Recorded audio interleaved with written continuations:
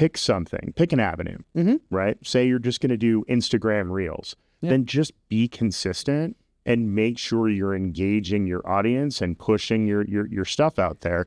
But again, it's just about being consistent. Welcome to the Southland Regional Association of Realtors podcast, your go-to guide for real estate success. We've got the tips, trends, and tools to elevate your real estate game. So now that the chairs have turned, my friend, I have a few questions for you. Uh-oh. Awesome. So as the incoming president of SRAR, Anthony, what are your thoughts on the role of social media in the future? Well, as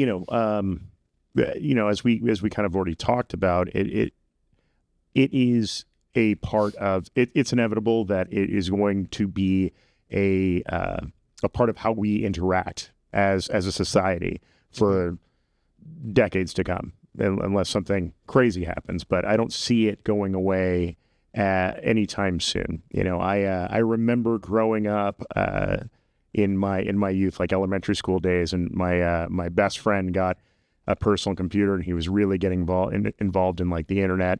And I told him that the internet was a fad, and we should go out and swim in his pool.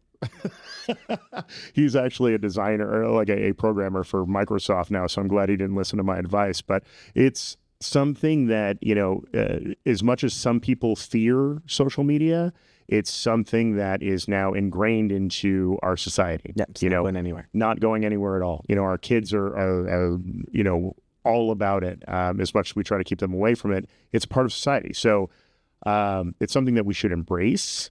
It's something that is a wonderful tool for our marketing.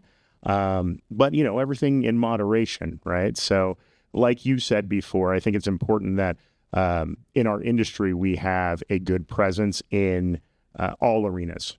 We have a good presence on social media. We have a good standing in our community, and we also are present for our clients when we're sitting face to face. Definitely. I completely agree with everything you just said. How can SRAR support its members in using social media in their business, right? There's so many components that members need to learn about social media. And how can our association do that for them? Well, that is actually one of the big cornerstone of why I wanted to be in leadership for the association, is that I think it's such a crucial thing. And I told you earlier that I'm not great at social media, but I also understand that it is a crucial aspect of what we need to do and grow in technology, and being a part of that. And also as SRAR being at the forefront, we can't be playing catch up to other people. We are supposed to be a resource for our membership, right? So instead of our membership going and finding out how to do things from people on YouTube, I would love it if they started coming to us and saying, like, how do I get better or more proficient in this aspect of marketing, or in this aspect of my business? And I think like some of the stuff that you've done, with business tech, our staff here that handles our social media and our marketing and our tech has grown, and they're doing some amazing things. I mean, look at this. We're shooting a podcast right now, exactly. And it would be awesome if we could deliver that to our membership as well. Not only,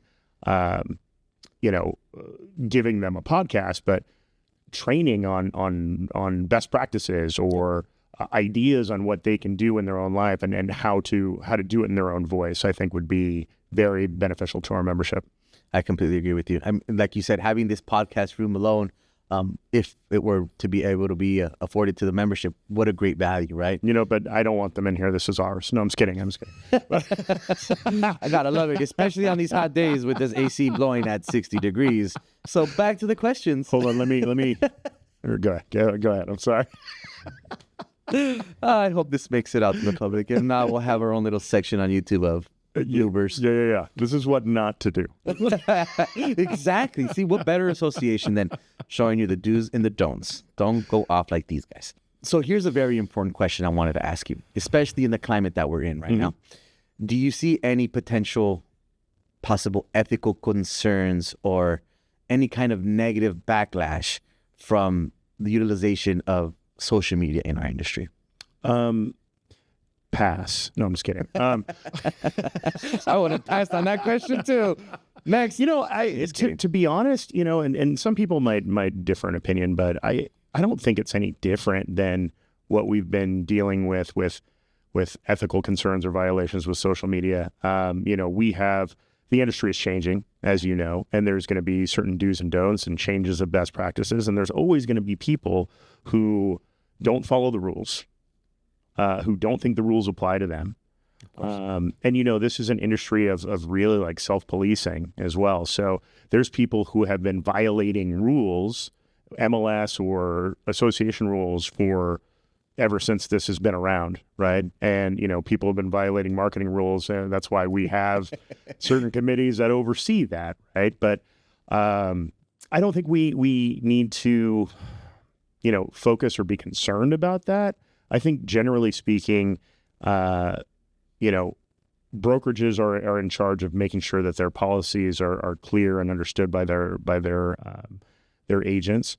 And hopefully they're following the rules. And some people aren't going out and getting the information, or for whatever reason aren't reading their contracts or understanding policy that are going to violate rules just on accident. But I don't think it's going to be any better or any worse. I just think that there are going to be certain platforms and certain opportunities, especially for us as leaders, to go around and make sure that people understand the best practices and the do's and don'ts, so that we can help people from not violating those rules and keeping their ethical standards. I agree with you. There's always going to be the bad players. There's always going to be the individuals that don't care one way or another. The ones that, the fly-by-night agents, right? They're just here for a quick buck and moving along themselves. There's going to be people that do stuff, and then you're like, why did I get a violation when I've seen this guy do it? But it's the thing is that as long as we as individuals, as agents, and we as leadership in our brokerages, respectively, and also in the association, make sure that we're always kind of being the best, putting on the best face, and making sure that we are a good representation of what's important ethically and what's important for that client first mentality and what's important for our membership and our industry as a whole. We'll be the ones that lead by example, and people tend to flock to that more than they do the people who are kind of running off as renegades. Definitely. Yeah, the renegades you don't see. They're cool, but they always lose at the end of the movie. Exactly, right? The good old Hans falling off the towers, right? Absolutely. All right, so let me ask you this question. For the new agents that are out there, and they're starting to explore social media, what would be your advice to them as to how to utilize social media as a lead generation tool? Funny cat videos. Funny cat. Those are the best. Those are so 1990 emails. Hours. And there's that one where they put like the little melon on the cat. It's fantastic.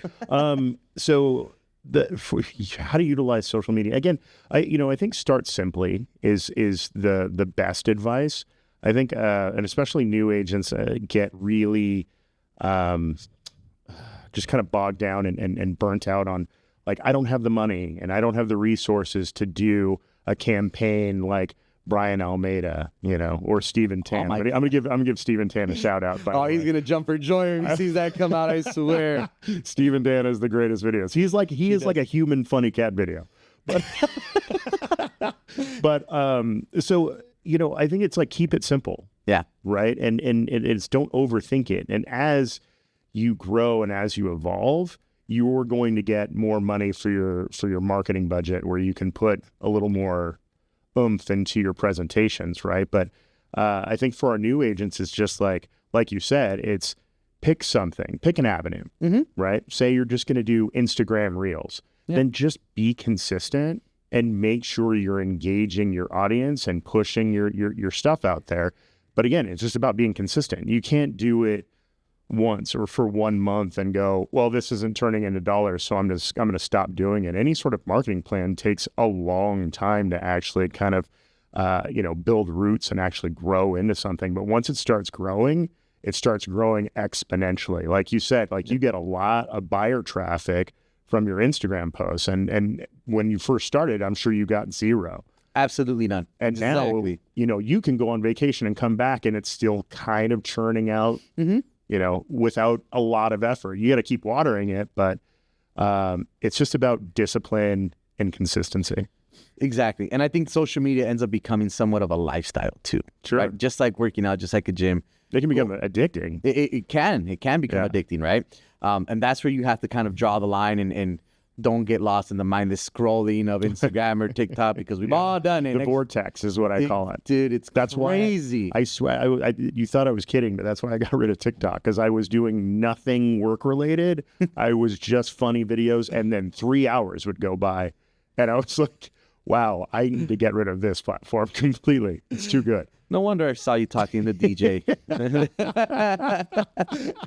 No, but you're absolutely right. It becomes a lifestyle. You can get lost in the mindless tick of it, but you have to incorporate it on your day-to-day. Again, like we talked about, you can miss a day or two of not posting, but at least interact with somebody. Well, so the thing that I found that is helpful with that, and maybe that helps with new agents too, who get stuck in the vortex every once in a while, is that it can't be about self, right? I mean, like, when you're thinking about, like, I'm marketing myself, all that stuff, but really what you're doing is putting out information that is to help your clients, the public, right? Mm-hmm. When I'm thinking about self, it's make myself laugh or give myself entertainment for 2 hours and not really think about building my business, right? So the intentionality of it is that I'm not on this for my own entertainment. I'm here to grow my business. Very, very true. I agree with you, but I'll also give you a little bit of devil's advocate on that. Sure. Is you definitely still have to be there to want to grow your business, but never forget to be yourself. 100%. Be genuine. Yes, you're on social media to create business, but like we talked about, you're going to post a house for sale in Palmdale, you're going to get 10 likes. Yeah. You post a picture with your kid, with your grandkids, with the doggy. Yeah. Everyone's going to flood you with hearts and, oh my God, they're so big. It's funny. There was this post that said, it's funny, I've never met this person's kid, but I feel like I've known them forever. They're 10 years old now. I've never met them, right? Because you followed them for the last 10 years on Instagram. I feel that about your kids. Right? Yeah. Like, I feel like I know your kids, and they're, I'm going to go up when I meet them. I'm going to hug them, and they're like, who is this guy? Because that in stranger danger. But see, that's exactly. But it's because we've created transparency out there. Yes. We remained genuine in who we are.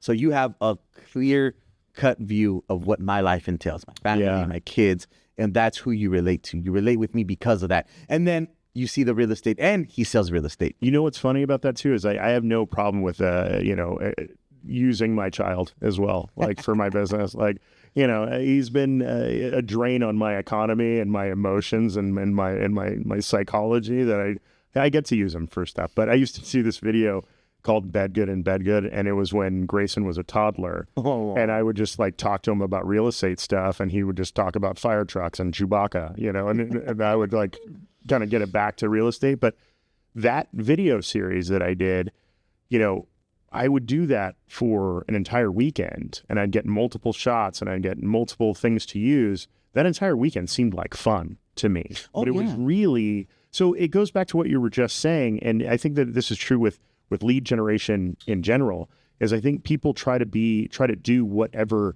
the person they're trying to emulate has done. Maybe they're following a cold caller, but they're really not good on the phone, but they think that they have to make 1,000 phone calls to generate the business. It's do what you like to do. Exactly. Right. So that you don't get burnt out, and it doesn't feel like work. So same thing with like social media marketing, like start utilizing the things that are passionate for you. Like if it's about your kids, or it's about, your bowling league, or, dance, or whatever it is you're passionate about, you can make videos based on that feel authentic and don't feel like you're just pushing your business. Comparison is a thief of joy, right? You see what's working for others. You might want to emulate, but throw your own special sauce on it. Yeah, absolutely. Make it your own. Absolutely. There's nothing that we're doing that we will do that hasn't been done already before. We're not reinventing the wheel with any of this stuff. No, right? I don't ever want to do that. I'm a terrible inventor. Like I tried to make something like a new dish the other night, and it was gross. And you still called her pizza, didn't you? It's the grossest thing ever.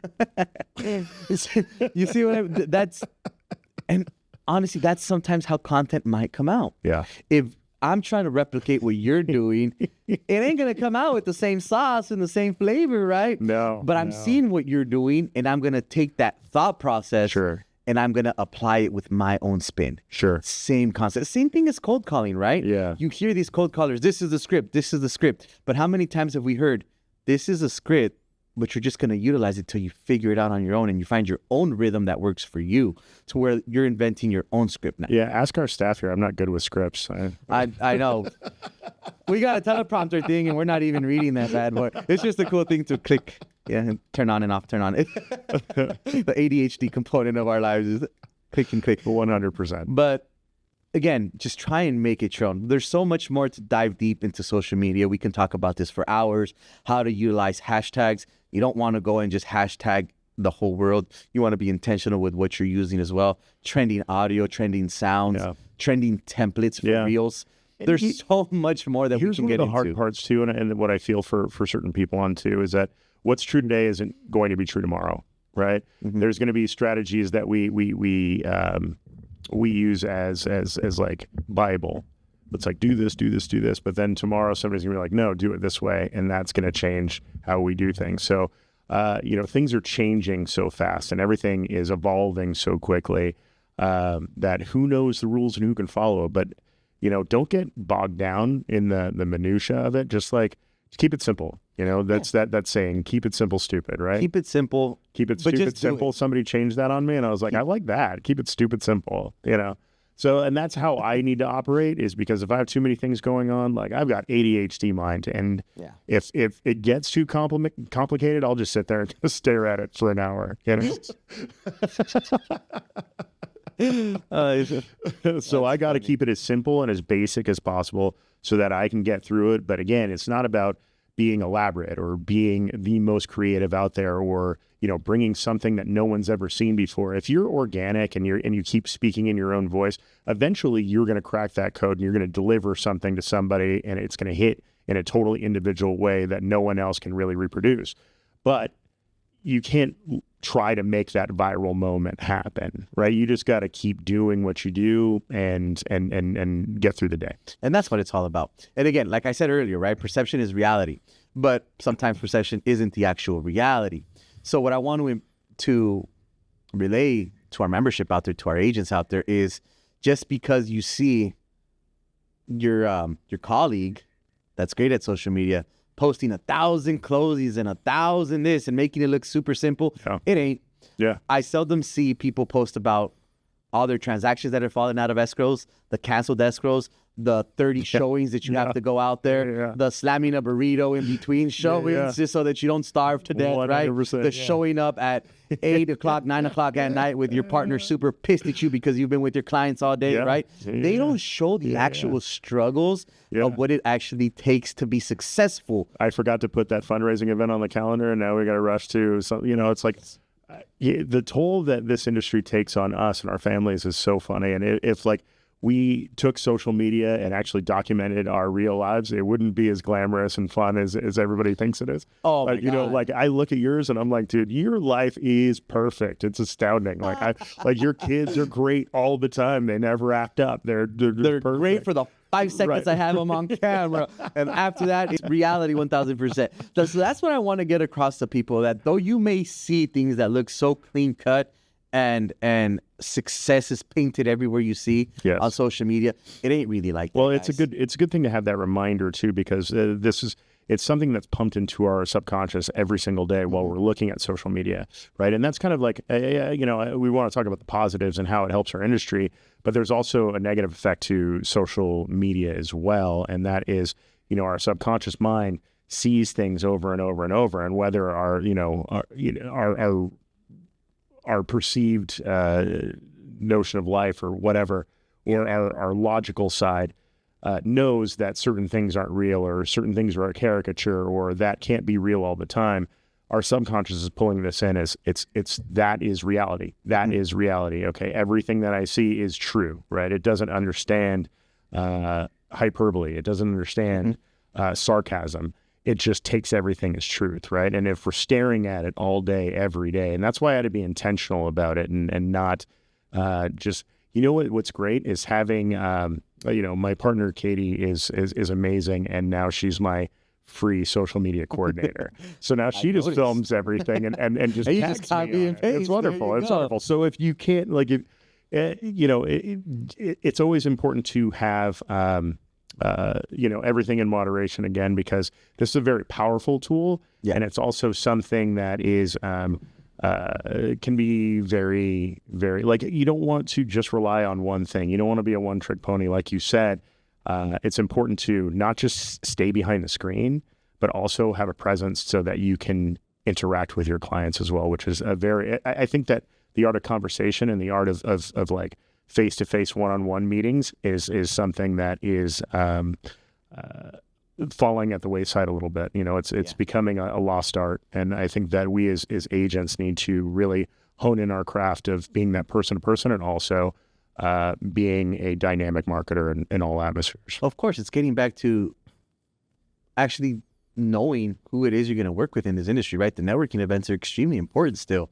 Again, as agents, we feel a lot more comfortable when we have offers on a property from somebody that I already met, right? From somebody that already shook my hand and I already know what they're about. I met them at the networking meeting in Santa Clarita. Yeah. I met them at one of the events here at SRAR, right? You can speak to your client about their work ethic or their character or any of those things that you, if you have never seen this person before and they've written you an offer that seems a little suspect, you're like, I have no idea who this person is. I don't know what their intentions are. I don't know if they're a good ethical agent.